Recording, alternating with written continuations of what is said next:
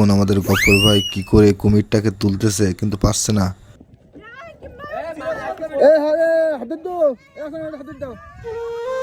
আসলে মেয়েদের নিয়ে কোথাও বেড়াতে যেতে নেই, দেখেন পড়ে যাচ্ছে আর এরা মোটে উঠতেই পারতেছে না, তবে সব ওঠার চেষ্টা করতেছে। অবশেষে আমরা ট্রলারে উঠলাম, তারপরে ট্রলারে উঠে অনেক দূর চলে আসলাম। দেখেন সুন্দরবনের দৃশ্যগুলো কত সুন্দর, ছোট ছোট লেক বয়ে গেছে সুন্দরবনের ধার দিয়ে। এই দেখেন গোলপাতা গাছ মরে গেছে, মাটিগুলো ভেঙে ভেঙে শেষ।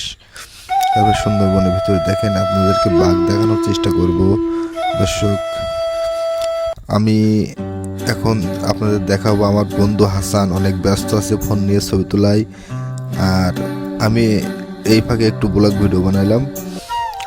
আমাদের মামু চটে ঘা দিচ্ছেন, চটে মামু। আর আমাদের গফর ভাই আছেন, গফর ভাই আপনারা সবাই চেনেন, আমাদের টিমের একজন লোক।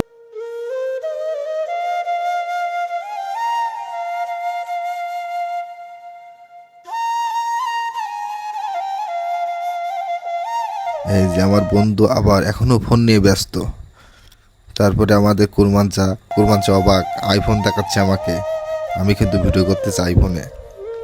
তারপরে এই বলে আমরা গুটি গুটি পায়ে এগিয়ে গেলাম। আমাদের গফর ভাই আবার এখানে আনন্দ করতেছে পানিতে, হ্যাঁ অনেক রিস্ক নিয়ে। এই দেখেন সুন্দরবনগুলো কত সুন্দর অপরূপ দৃশ্য, আর এই দেখেন ডিজে, সবাই কত আনন্দ করতেছে।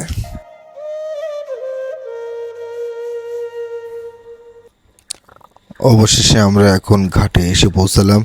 আমরা সবাই একে একে নামবো। আমাদের মাঝি ভাই কিন্তু দড়ি টাঙাচ্ছে। আমরা এই ব্রিজ দিয়ে আমরা ওই যে ফরেস্ট অফিস ওখানে চলে যাব।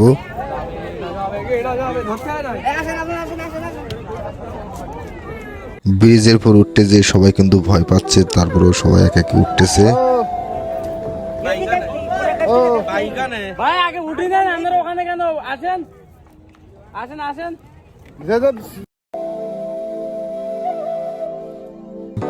আনন্দ করার পরে আমরা আস্তে আস্তে সবাই মিলে, এই যে আমাদের বিল্লাল ভাই আমাদেরকে বললো একটু হাত ধরতে, বিল্লাল ভাই হাত ধরে তুললাম। তারপরে বিল্লাল ভাই হাসানকে একটু জড়িয়ে ধরে মোলাকাত করলো।